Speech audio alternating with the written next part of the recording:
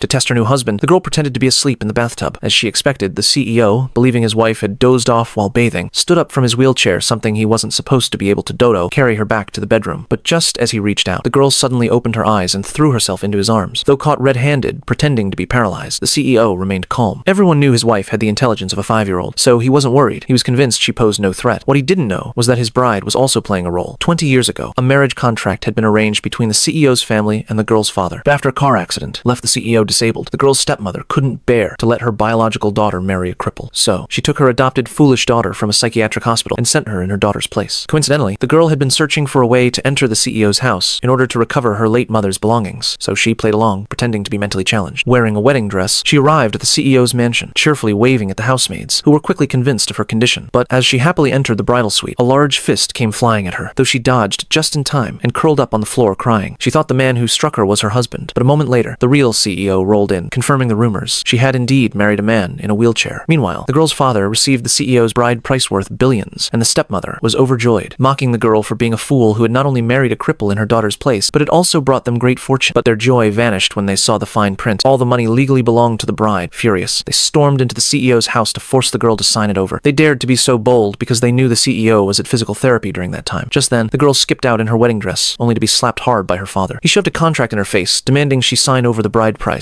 Realizing their true motive, she played dumb, claiming she couldn't read the complicated document. This enraged her younger sister, who threw a glass of water in her face. To drive the lesson home, the scheming sister grabbed a fruit knife and slashed toward the girl's face just as the CEO returned home.